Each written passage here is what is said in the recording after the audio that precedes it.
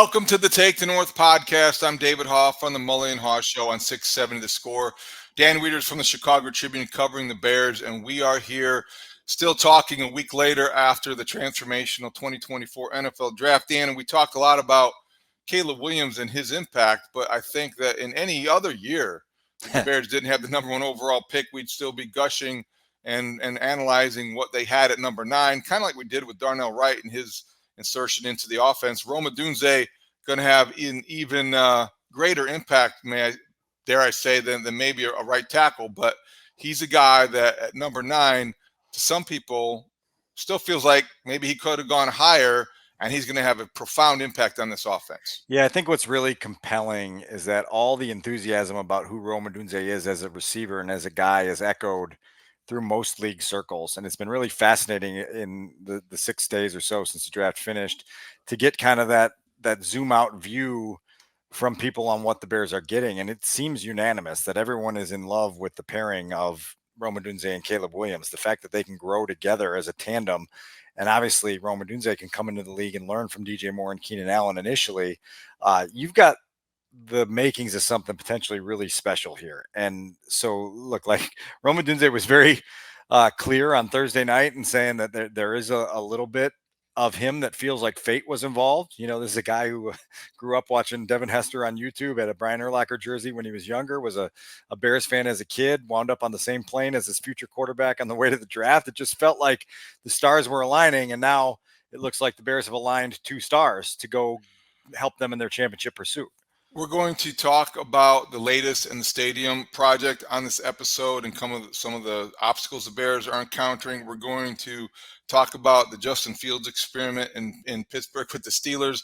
Well, yeah, let's start with the Bears and what they have in Rome Odunze and what that does for their offense. Dan, I mean, I think, taken aback earlier today, maybe it was last night, and just in thinking about some of these things, I knew we were going to be talking again.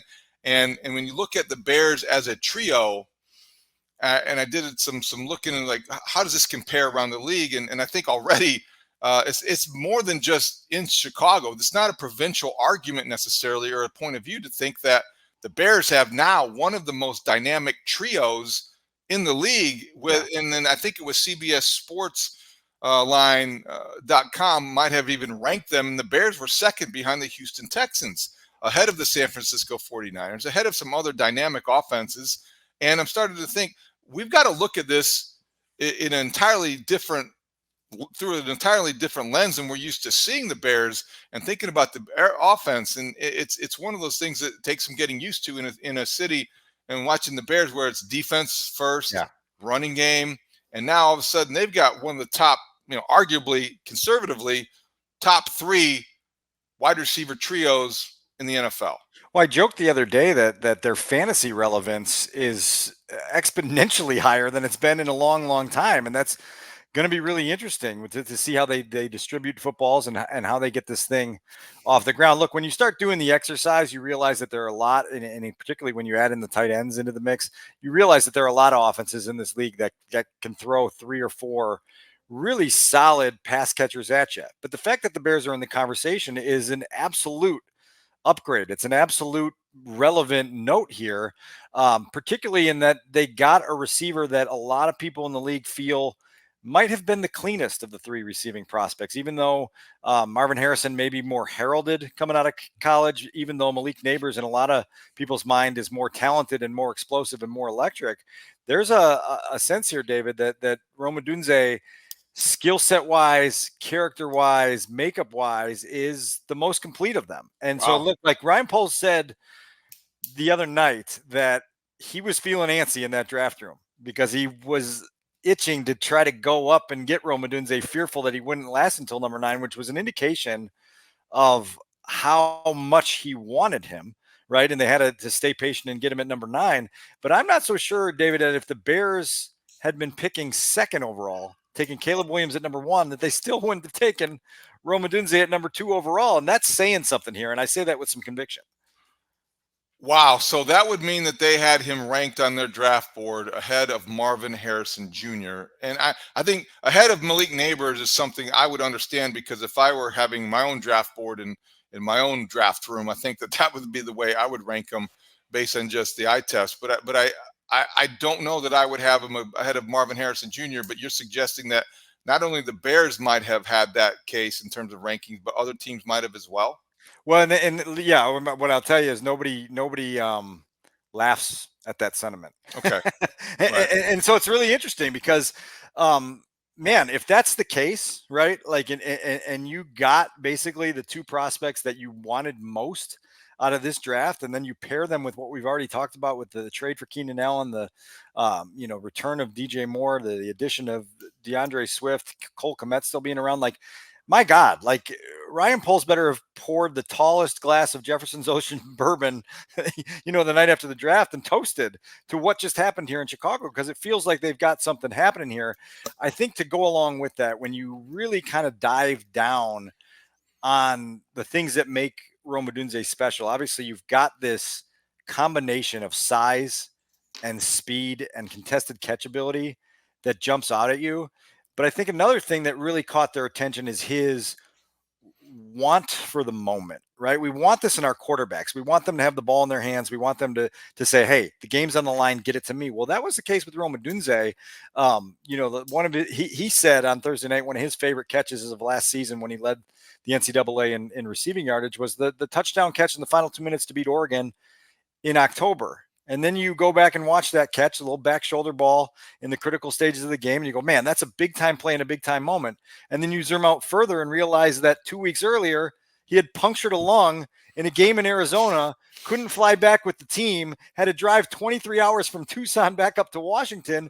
And then 2 weeks later is making the game winning touchdown catch with the game on the line. I mean, if that doesn't tell you something about the wiring and the big playability of this guy, then I don't know what will. Yeah, that's the most impressive story of all of them when it comes to Rome Odunze, and says about how much he loves the game and how much you're going to be able to depend upon him in the clutch. Because if a guy who's willing to do that in college football is extraordinary. I also think it's worth pointing out again, and I don't think this has happened too much, but when Ryan Poles was talking about forgetting about the history, he was talking about Caleb Williams and the history of Bears quarterbacks, and I think the same can be true with high draft picks in the Bears, because and receivers. This isn't Kevin White. It's not David Terrell.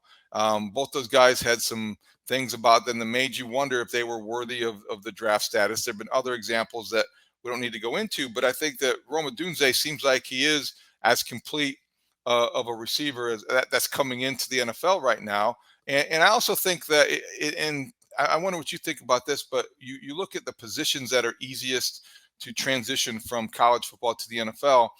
To me, I've always thought that, and maybe this is changing, but like wide receiver and cornerback are the two things that you could translate the quickest, because you just, that's a matter of sheer talent and athleticism and ability more so than the other positions. And based on that, I think that you can expect Rome Odunze to really make a quick, immediate transition and impact. Yeah, I think running back's probably the easiest one to transition with. I think probably 15 or 20 years ago, the rule was kind of you waited till year 3 to see the true emergence of receivers. Well, the game of football has changed so much on the lower levels that these guys are getting trained and they're seeing the football so much more through high school and college that they come in with a much more sophisticated level of training and ability to make an impact in the game. And so the other part of this is Rome isn't going to have to carry the offense. He's going to have DJ Moore. He's going to have Keenan Allen. He's going to be able to be a guy that you can move inside and out and use as a chess piece to create matchups for him and to create matchups for those other guys.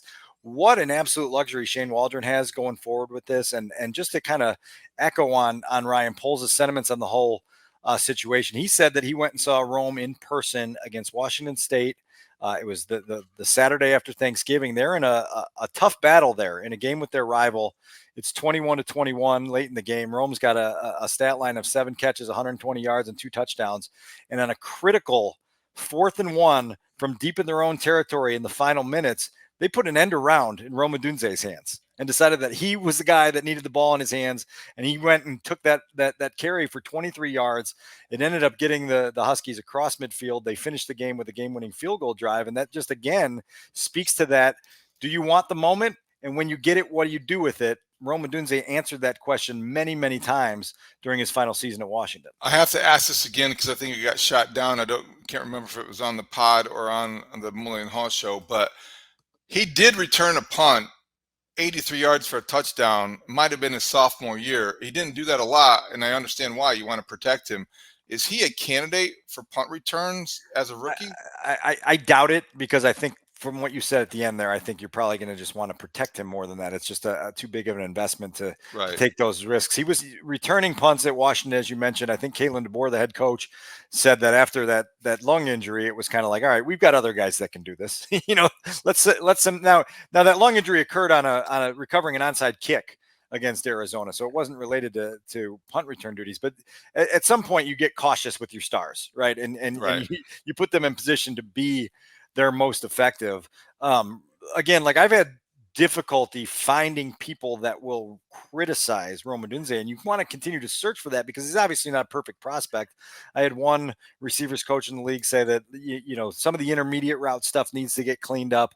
It's not all sunshine and rainbows, but that's it. That's like the extent of the criticism, is that there might be a little more detail needed in his intermediate route running.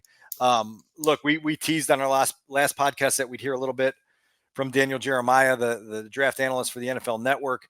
He was adamant and emphatic since early January that Rome was his favorite prospect in this draft. When I had a chance to talk with him last week in Detroit, I asked him when it was, when he started evaluating Rome Odunze, when was it that he became this guy that became his favorite prospect in the draft? Here's what he had to say. I fall for Rome when I first popped on the tape. I was just going through all the wideouts, and he was next up, and I was like, I don't know, I haven't heard this guy talked about like this before, but like I gave him the same grade I gave Marvin Harrison Jr., and I tweeted that out, which did not elicit a lot of praise from the public, but he's as clean as it gets. He can play any position at receiver, inside, outside. He's good on third down. He's good in the red zone. He's got a big frame. He's the best contested catch guy in the draft. I think he can sink his weight and run routes for a big guy. Again, you're talking to school, and they're like, the guy's a genius. The guy's early, they're early, stays late. He's a football junkie. So I'm like, wow, he's easy. Like, I was talking to a GM 2 days ago, and we were going through the guys, and when his name came up, he used the phrase, this is a sleep well pick. You take him, you're going to sleep like a baby. And I think Shane Waldron will sleep like a baby as well. I mean, this guy, what a situation. You look at some of the numbers, and I was just glancing at, he was referred to as a deep threat, and I think that partly is because he led college football in yard or receptions over 20 yards or more, and I think he had 23 of those. Dan, do you consider him a deep threat, or is he the guy that's going to do most of his damage in the middle? No, I think he is that guy that stretches the field for you. That you look at him size-wise and you go, okay, he must not be a burner. Well, he's a burner. He ran 4.4 in the 40 at the combine. Could have been faster than that. He has deceptive speed to him. He has stride and gait to him that allows him to get open. He knows how to create separations. He's one of those guys with those late hands on those contested catches where he just has a knack for knowing when to show his hands and when to use them and pull down the football. We talked previously about the comps to Larry Fitzgerald. That's a pretty good comp, right? Yeah. Like, that's a guy that's going to be in the Hall of Fame and has done some pretty special things in his pro football career. The other thing I love a lot about Rome, David, is just kind of the sponge mindset and his understanding that this is a blessing to be paired with DJ Moore and Keenan Allen. He's obviously got to work out with them one time in Southern California and gotten to know them a little bit that way, but he seems fully intent on picking their brains on everything he can do to add the nuance and the savvy and all the things you need as an NFL receiver to get to that next level. I mean, you talk about setting up a developmental launching pad for a wide receiver. I don't know that it gets any better than this. Daniel Jeremiah also spoke to you about some other aspects of the Bears offense. Of course, we're talking receivers, so it would make sense that he keeps on going on that path. Yeah, so a couple other things I want to play here. Number one, DJ is a color commentator for the Chargers. So his insight on Keenan Allen is informed. It's from experience. And so I did ask him, what are the Bears getting in a guy that I think he just turned 32 recently here. Obviously long in the tooth, but still very productive. Was on pace for a career year last year before he missed the last 4 games of the year. So here's what Daniel Jeremiah had to say about Keenan Allen at this stage of his career. Still gets open. I mean, every third down, he's a security blanket, and it's hard to kind of explain it, but he presents a great target. Like, he's really good in zone of just presenting a big target, big guy. His spatial awareness is insane. Just like you can tell the basketball background that he has. So I think when you have a young quarterback, you try and bake in as many easy completions as you can, and I think he'll provide those. Yeah, he put up huge numbers last year and missed the last month of the year. Yeah, no, he was on his way to the best year of his career. So, look, there's going to be, he's not going to be, he's not going to pile a bunch of 20-plus yard catches. He's not really that down the field guy. But, man, he's a security blanket on third down. And he gives you also a nice option down there in the red zone. And I think it's just for a young quarterback. I love the idea of pairing a talented young quarterback with veteran guys. And then eventually these young quarterbacks grow up and get paid, and those veteran guys are no longer there. Now they got to help the young guys out. So I think that's where they are. That's good to hear from Daniel Jeremiah, who knows Keenan Allen well. And I don't even want to give voice to this, but you do wonder, receivers tend to fall off very quickly. And so sometimes, guys on the wrong side of 30, you do wonder, I guess the Bears have protection against that. But is there any suggestion that Keenan Allen was deemed expendable by the Chargers because of that fear? Well, they were trying to get under the salary cap. They had some issues to take care of, just paid their quarterback a year ago. And that creates needs to kind of shed some high profile salaries at times or ask guys to restructure. I definitely have some of that anxiety of like, when does it go out the window? When does it fall off for a receiver like that? But then when you just go back and watch the tape from last year, it's like, it's still there, and it's not explosion. It's not speed. It's just crispness in who you are as a pro and getting open. And as DJ said, there just being that security blanket for a quarterback on critical downs that keep drives alive. So the Bears will definitely tap into that. And again, like, just this idea that like say it's 3rd and 6, and you're an opposing defense. Where are you shifting your defense to with the number of different guys the Bears can send out in a pattern right now? I just don't know what opposing defenses are going to do when it's more Odunze, Allen, Komet, Swift. Like, I don't know how you defend this. And so those guys will all play off one another, and it's going to be huge to see how they capitalize on that. Daniel Jeremiah also had something to say about Caleb Williams. What was the context of those conversations? Everybody's had something to say about Caleb Williams lately, right? This is the day before the draft, and you're just trying to get an overall kind of overview on this quarterback that will now ideally be with the Bears through the end of the 2020s and deep into the 2030s. Here was DJ on Caleb Williams. A good handle on what he is and who he is, and look, if you flipped his years, if you flipped those 2 years, like, we're not even having any of these discussions. Like, there's no debate. His 22 tape is better than anything that we've seen.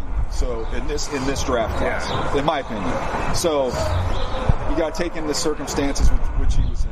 He has stuff he needs to get better at, obviously. I use the phrase, you can't get bored with completions. There were times he turned completions down. He can't do that. All of his issues are coachable. All of them are fixable. And, I was talking with the Bears, and asked them what they learned about him from the end of the season to now. They've been impressed with how he's tuned out all this chaos and all this noise. He's had, he's been, kind of public enemy number one with some of the criticism coming his way, and he's just stayed focused and gone about his business. And he's somebody that's been well liked and respected by his teammates at Oklahoma and at SC. So, look, there's no such thing as a fail-proof player. There's no guarantees, but I feel pretty good about what I know about him, of how he's wired combined with how talented he is. What does that tell you when a guy's able to tune out the chaos, particularly at that position? Yeah, it's coming. I mean, especially if you go to a big market, you're going to get blamed for every loss, and you've got to be able to stay on course. And I think having been through that in a huge market in Los Angeles and then had the national, attention on you, I think that's it's not a practice that a lot of these quarterbacks have coming in. Very few of them had a ton of adversity, and they've played with better players, and they're playing against all those things. He's had to face some of that. Special shout out to the howling spring wind in Detroit last week. That was a nice visitor to that soundbite. But look, like the concept of tuning out the chaos is something that we've been on since day one, and being able to be, calm and retain your equilibrium through all that. That'll be tested with Caleb Williams coming soon. But the one thing I starred there was you can't get bored with completions. And we talked on our last episode about Lincoln Riley kind of providing that user's manual for the Bears on how to coach Caleb Williams. Well, here's one to put up in the quarterback's room. You can't get bored with completions. Put it on a laminated sheet, hang it on the bulletin board up there by the projector and the whiteboard, and just remind him every single day that you don't have to be a home run hitter on every pitch. Sometimes it's okay to just get on base and move along. It's a little too long for a t-shirt, and the t-shirt drawer's getting pretty full. So maybe that's more for lamination and maybe a poster size thing. So last thing on the receivers, you got those three that we talked about that make the Bears one of the most dynamic trios in the league. You add Tyler Scott and Velus Jones, and then Dante Pettis. Dante Pettis. Yep, so are they keeping 6 receivers? Is that already a roster squeeze? Because who am I leaving out? Because they've gotten rid of a lot of guys, but I would think that those are the 6 that. And they signed, or at least bringing in for rookie camp next week, John Jackson III, a buddy of Caleb Williams, who might state a case for more reasons than you'd originally think to stick around. It'll be interesting to see how that plays out during camp. But clearly, any battles for wide receiver jobs are going to happen on the back end of the depth chart. The top end of the depth chart is pretty well solidified, and it hasn't been a lot of years that we can say that. Look, like Velus Jones is intriguing to me because the kickoff rules have changed so dramatically, right, David? And so, like, you have no idea how Richard Hightower, who was one of the people that helped author these new rules and revise them in a way that works for the NFL, how he envisions that working in Chicago, and what this means if there's going to be a higher volume of returns back in the kickoff game here. Be fascinating to see if that gives Velus Jones one last desperation crack at being a meaningful part of the Chicago Bears. Okay, is that a good segue into what the Steelers are trying to do with Justin Fields? Can we go there? We can go there. Okay, yeah. So I wanted to touch on this because Justin Fields obviously is a subject that a lot of our audience has many opinions on.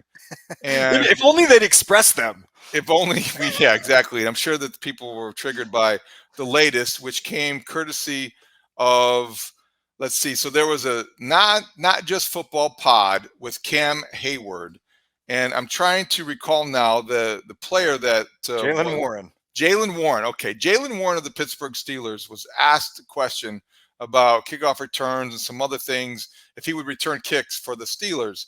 And on the Not Just Football pod with Cam Hayward, this is what he kind of let out of the bag, which has created a little bit of a ripple in the NFL media community, enough to make it on ProFootballTalk.com. Dan, I know it's one of your favorite stops. Yeah. So this got a lot of attention at PFT.com and a lot of other places. Give it a listen. Do you think the kickoff rules will make you want to maybe kick return this year at all? I mean, I would. I think it's pretty cool. As soon as you touch the ball, that's when everything, starts to happen. But our offense or our special teams coordinator was talking about Justin Fields being back there. What? We're like, hold on. Whoa, you breaking news already? We looked at him like, Justin Fields about to be that back there. And, I don't know. I think it's cool. He thinks it's cool. All right. Danny Smith is like getting wild back there in the lab in Pittsburgh. The special teams coordinator of the Steelers trying to conjure up some creativity. I think it's an idiotic idea, and we talked about this on the Mully and Haugh show, and I think I have to explain it a little bit. I mean, there's a lot of things about Justin Fields' opinions that we've expressed over there. This is a dumb idea. You bring in somebody because you have first of all, the Steelers signed Cordero Patterson the day I think they changed the rules. He's going to be the kickoff returner. And I know the new rules, you can have 2 guys deep, and they're more likely to have 2 guys deep. And there's a strategy that's going to be employed that we haven't even seen yet. Right. A lot of teams are devising right now. They're meeting at night to say, okay, how can we use one of our competing quarterbacks and put him in harm's way every kickoff? There's a lot of ground to be covered yet. So my point is, like, I don't know how it makes any sense for the Steelers to put a guy like Justin Fields deep on kickoff returns and expose him to injury more than is needed and in a way that would be reckless. He's not Antoine Randall L. He's not Cordell Stewart. I think these two things can be true, and I wanted to get your opinion. I've maintained all along throughout the whole screaming debate over Caleb versus Justin Fields. The Bears had two options this offseason. One was a good one. One was a better one. The good one involved Justin Fields remaining their quarterback and them trading the pick and doing whatever they wanted to do. That was okay. Could have lived with that. The better one was what they did. They kept Caleb Williams and they changed the trajectory of their entire franchise. The point of that is none of that included dismissing Justin Fields as an NFL quarterback. I still believe he's one of the 32 best quarterbacks in the NFL. And I don't know that he's going to beat out Russell Wilson because I think Russell Wilson is better than people are giving him credit for too. They're just happen to be on the same team. But I do not think Mike Tomlin is a smart guy. I do not think that he would put Justin Fields in harm's way by putting him deep on kickoff returns. I hope we look back at this and think that was just a misunderstanding because I think that's a dumb idea. Seems unlikely for certain. Maybe you toy around with it during your offseason program when there's no hitting and you get a feel for what it looks like and whether it is something that you might be able to mix in here or there to keep someone off guard. I don't think that's the role that Justin Fields is signing up for. I don't think that regularly, and let's try to my development in a contract year, right? Like, I mean, this is the year that Justin Fields has got to go try to prove himself to the rest of the league as a viable quarterback. And so look, like I think that it's some really good, fun early May chatter. We'll see where it goes from here when Mike Tomlin is asked about it. I'm sure Arthur Smith will be asked about it, and we'll see what the evolution of this is. I laugh, one, because it's so out there, and two, because I like when you get upset at things like this because it's like it's good we found a button to push with you, and so I'm gonna have Studs find all the audio that there is on this for the next 4 or 5 months. You like it when I get triggered? Okay, that's good to know. But the thing of it is that like. If you're Justin Fields, you said you want to hear from Mike Tomlin and Arthur Smith. How's Justin Fields going to answer that first question? He can't win. I was just looking this up, and you correct me if I'm wrong, but Justin Fields has not spoken in Pittsburgh since he became a Steeler. Am I correct on that? I've not seen anything. Because we were so immersed in Bears and draft stuff in April. I'm like, did they slip one through without us realizing it? And then I was on the Steelers website. I couldn't find any indication. Back in the day, when the Chicago Tribune would spend money, this is the kind of trip that you would want to talk to your editor and take. You go to find the first day that Justin Fields takes a step on the field for the Steelers at a mini camp. You should be there. Somebody should be there. Somebody from Chicago should be there because what he has to say will be relevant. We haven't heard from him yet. He may be the most relieved guy in the NFL. I don't know. And when he's asked about returning kicks, I hope he rolls his eyes. Right, there's a lot of ground to cover with him. Yes. And I don't think we've gotten there yet. So it's going to be really interesting. Usually the month of May is when players start talking again. They'll be back on campus and on the practice field for OTAs. And so Justin will have some say in all of this. But like Studs has got a homework assignment now for the month of May, and it's to keep one eye on the Pittsburgh Steelers and figure out whatever's said about their kickoff return strategies, just so that we can try to keep you riled up and engaged, because the offseason gets long and we got to keep your attention. Okay. Well, I appreciate that. Last thing on this is that, okay. And don't send me, nobody send me the CHGO thing where he was catching punts at a practice and he was mic'd up and somebody said, then Matt Eberflus or Jaquan Brisker said something like, "Wow, that's Justin. I imagine putting Justin Fields deep." It was being facetious. He was their starting quarterback. Nobody wants to see that he's not Taysom Hill.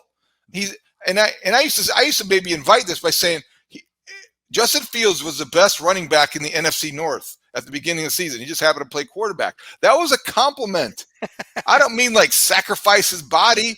He is a NFL starting caliber quarterback. If he returns kicks, Mike Tomlin, if any other coach, if this were a first-year head coach, I'd say he should be fired. Mike Tomlin is a smart guy. I don't think he's going to make this mistake. Danny Smith's been around the league forever, and so yeah, like really interesting to see. Okay. See that headline come across, but like this is why this is a 365-day a year league, because you always have something.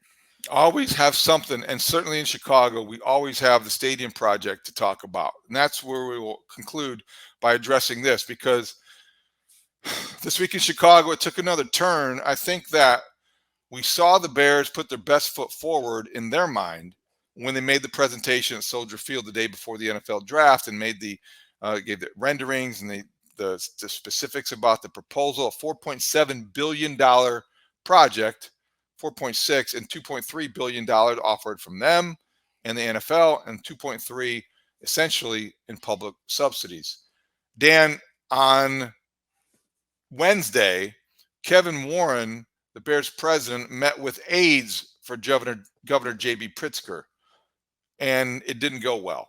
Regardless of the way the Bears couched it in a statement where they called it a productive meeting, as I said on the morning show, productive, it's doing a lot of heavy lifting there.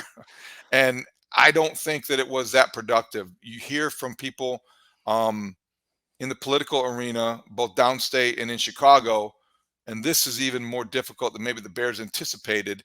And it was called a non-starter by aides of Governor Pritzker. And I don't think that they're just trying to establish leverage and gain a negotiating advantage.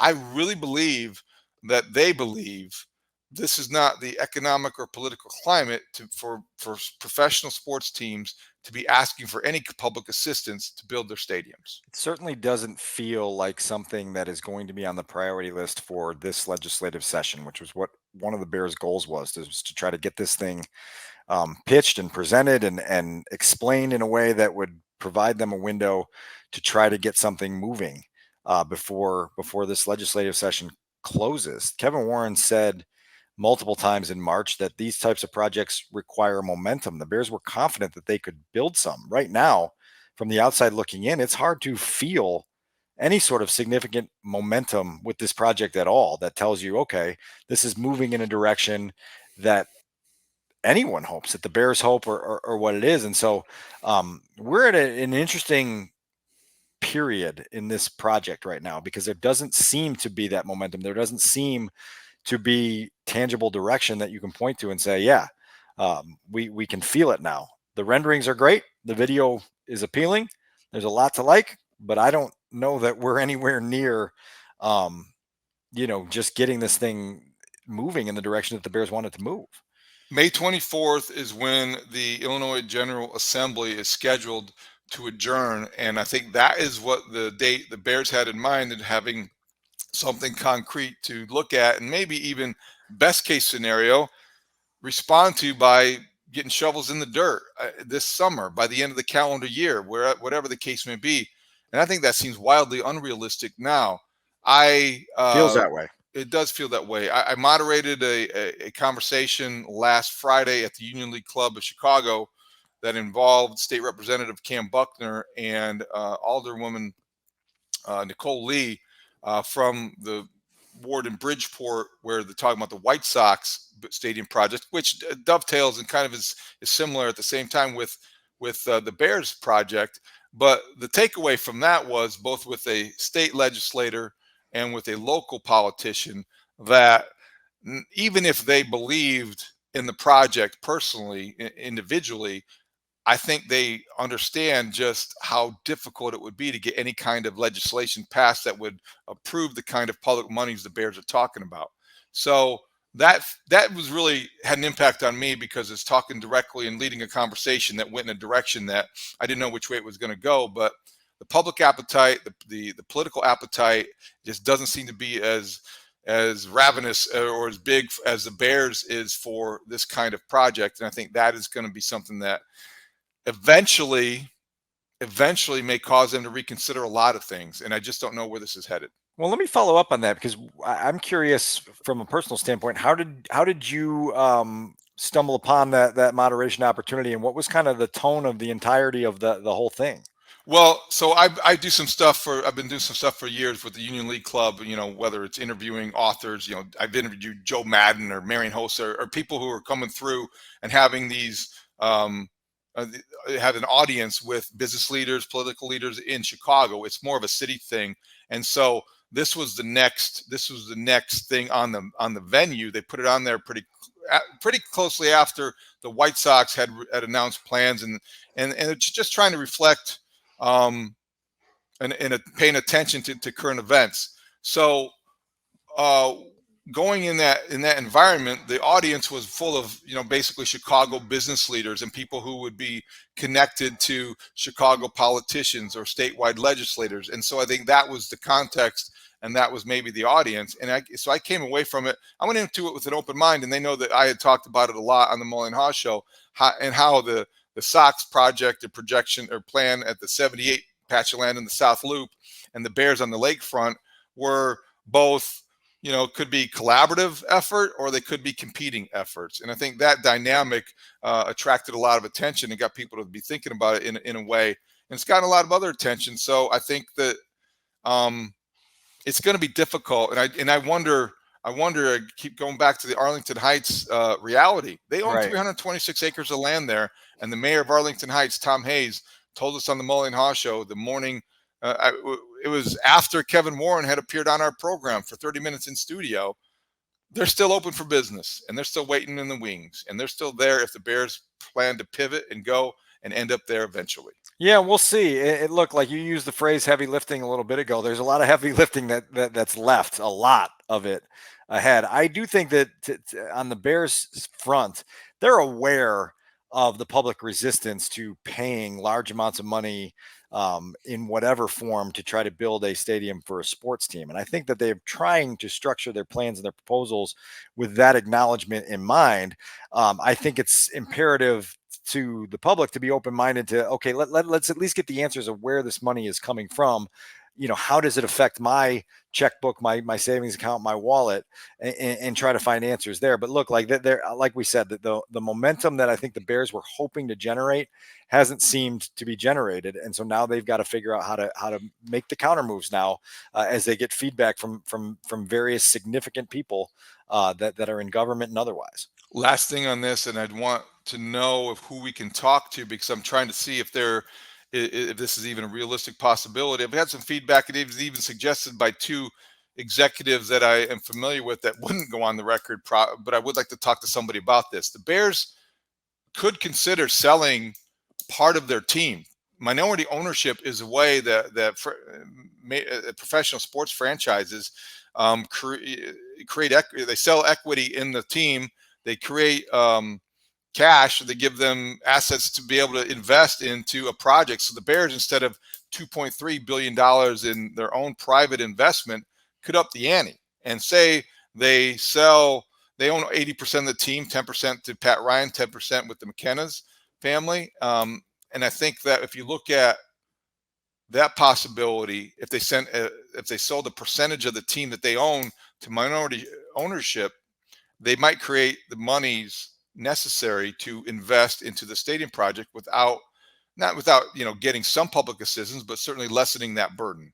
Me, you studs, we'll pull it together, try to buy like 2-3% of this, and maybe get this thing moving a little bit. Well, Coach K, don't you? I mean, yeah, he's a big Bears fan. Wouldn't he want to invest in the Bears? Doesn't he have enough cash sitting around? I don't know. That's a Somebody good question. Like that. That's a good question. I'll put out some feelers on that front. That'd be fun to get. Do you know anybody at Amazon? Do you know anybody at Google? I know the guy that drops off the Amazon packages at my door. That's about as good as I can get. I don't know that he's going to help at all. Do you know they deliver in our neighborhood at 4 a.m? Did you believe that? Who does that? I mean, do they ring the bell when I don't think they do. I pulled out of my driveway yesterday, and I'm going through my neighborhood, and there's an Amazon truck at my neighbor's house at 4 a.m. Who does that? I mean, somebody when did that start? To buy the Bears. Maybe there's. Okay, we digress. See, I get triggered again. I must need a nap. It must be late in the week. You know what I heard? The Amazon delivery guy in your neighborhood is going to be returning punts for the Chiefs. Okay. Good, because he deserves the punishment if he's up that early, waking people up. I tell you what, if he wakes my dogs up and it costs me an hour of sleep, I'm going to be really ticked off. It's a good point. I've got a still young child here that gets woken up at the smallest sound. So yeah, your dog and my daughter, they don't need to be woken up earlier. I have a golden doodle that you can't. It would be a great security guard. You can't get anything by her. Goodness sakes! All right, we need to wrap this up. You need to get going, and we've talked enough for this episode. So you can catch us on 670 Scores YouTube page. You can listen to us on your free Odyssey app or wherever you get your podcasts. And we'll be back next week to talk about more as the rookie minicamp nears, as we get closer to OTAs, and Caleb Williams putting on the jersey number 18 and throwing a pass to his new Bears teammates. We'll be back here next week on Take the North. Thank you for listening this time. Great talk. See you out there.